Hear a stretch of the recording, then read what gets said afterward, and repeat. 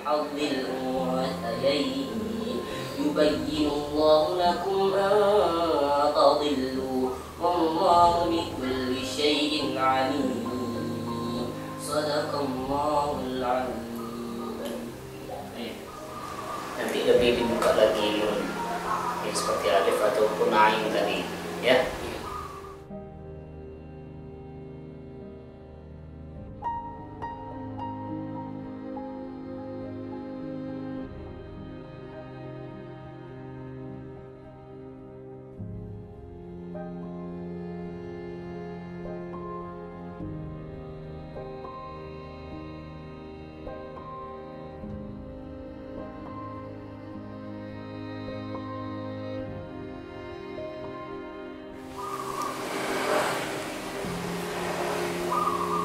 Aduh, sulit banget ngapal ayat ini. Ada apa Wildan? Sulit banget ngapal surat ini. Oh, ini efek lama hidup di rumah ini, jadi jarang membaca Quran. Ya udah, yuk kita sekarang konsultasi aja ke Ustaz Maulana. Yuk. Yuk.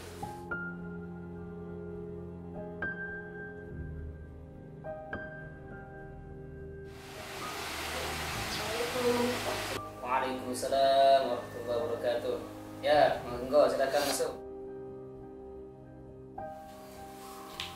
Ya. Silakan duduk.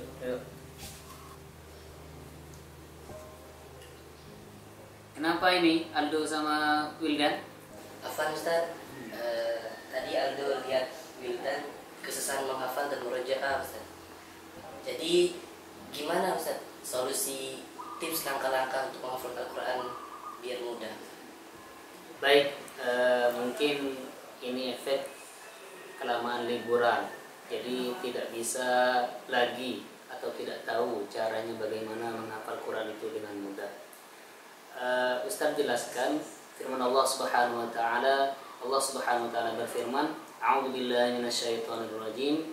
Wa laqad yassarnal Qur'ana lidzikri fahal min mudzakir." Di surat Al-Qamar Allah mengulang sampai 4 kali. Artinya telah kami mudahkan Al-Quran lidzikri untuk dipelajari atau dihafalkan fahal min mudzakir. Allah nantang tuh, ada gak di antara kalian yang ingin mempelajari atau menghafal Al-Quran? Jadi mindset awal kita katakan bahwa Al-Quran itu mudah dihafalkan, tapi menjaga dan mengamalkan itu yang susah. Nah, baik. Selanjutnya Ustadz kasih tahu tentang bagaimana langkah-langkah menghafal Al-Quran biar itu mudah. Ustadz sudah buat langkah-langkah menghafal Al-Quran itu sudah dibukukan. Sudah Ustadz tulis di buku ngaji kalian masing-masing. Tinggal nanti diulang dan dibaca kembali. Untuk langkah-langkah menghafal Al-Quran itu nanti ada 3.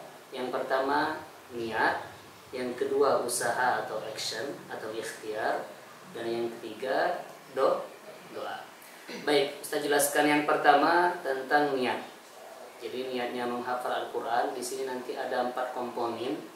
Yang pertama memang niat ikhlas untuk mencari ridha Allah Subhanahu wa taala dengan Al-Quran, baik secara lisan, pemahaman, perbuatan dan perkataan. Jadi memang sesuai ikhlas karena Allah. Karena setiap sesuatu harus diawali dengan niat. Innamal a'malu binniyat. Setiap sesuatu perkara harus diawali dengan niat. Kalau niatnya kita karena Allah dan Rasulullah, insya Allah niat itu nanti akan kembali kepada Allah dan Rasulullah.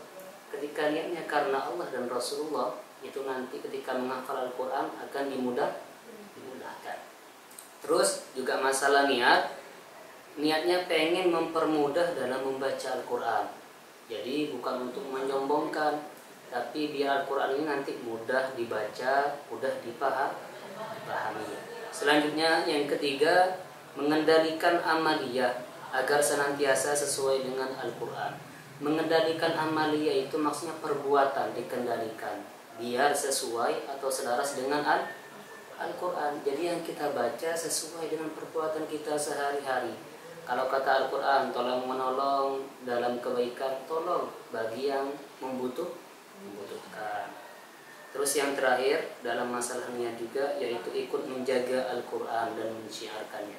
Jadi diniatkan untuk menjaga Al-Quran, karena Rasulullah SAW bersabda, Allah itu mempunyai atau memiliki keluarga dari golongan manusia.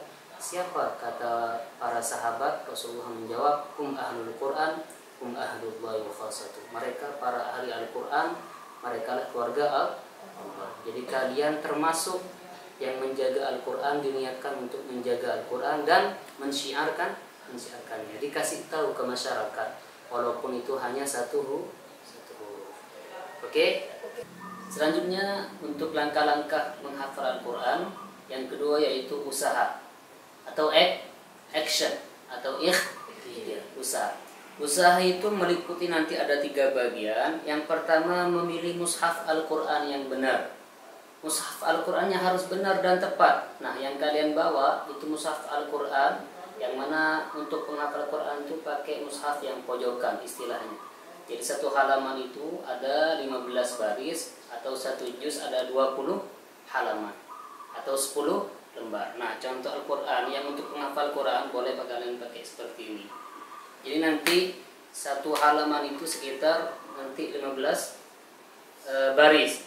Nah, dan setiap juz itu ada 10 lembar atau 20 halaman. Jadi Al-Quran kalian pakai itu sudah benar untuk menghafal Al-Quran. Yang kedua, poin dari usaha yang harus kita lakukan yaitu mencari guru yang ahli dan mampu dalam bidang Al-Quran, terutama bidang tajwid dan makharijul huruf. Itu penting guru, terutama guru yang mempunyai sanadnya yang sampai bersambung kepada Rasulullah SAW. Kalian belajar ke Ustaz, ya. Ustaz belajar kalau di Palembang guru Ustaz itu ada Kiai Nawawi, beliau juga punya sanad qiraah sab'ah. Beliau juga imam besar Masjid Agung atau istilah Masjid Sultan Mahmud Badarudin. Dan sedangkan Ustaz di pondok belajar dengan Kiai Ustaz yaitu Kiai Haji Abdullah Ahmad Zaini, juga beliau punya sanad.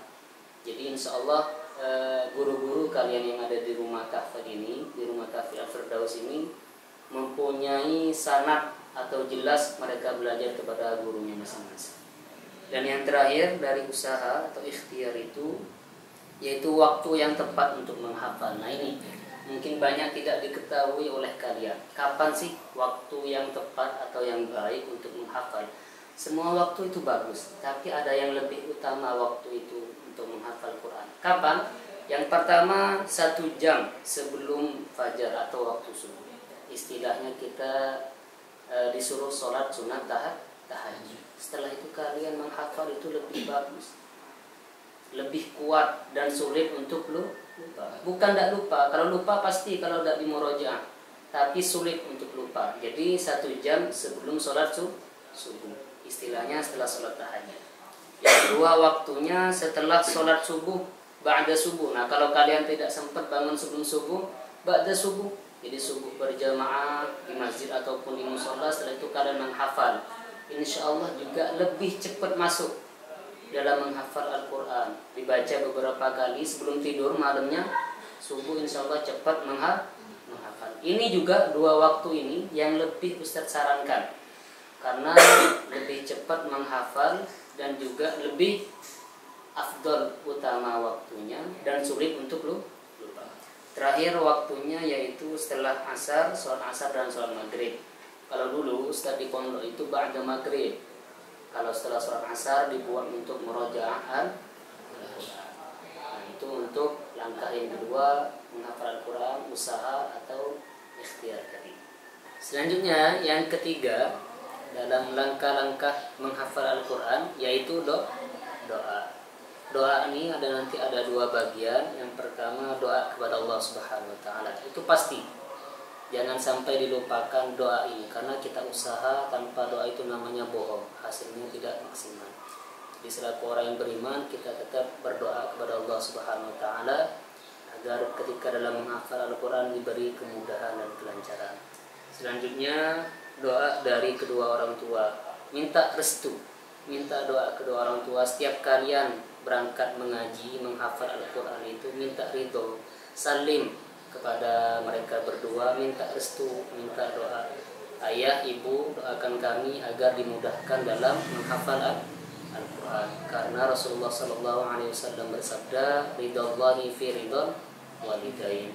Ridhonya Allah terletak pada ridhonya kedua orang tua. Nah, itulah langkah-langkah dalam menghafal Al-Quran. Insya Allah semoga dengan langkah-langkah tadi itu menjadi ilmu yang bermanfaat, serta kita semua diberikan kemudahan dan kelancaran dalam menghafal Al-Quran dan mengamalkan dalam kehidupan sehari-hari. Amin. Allahumma amin.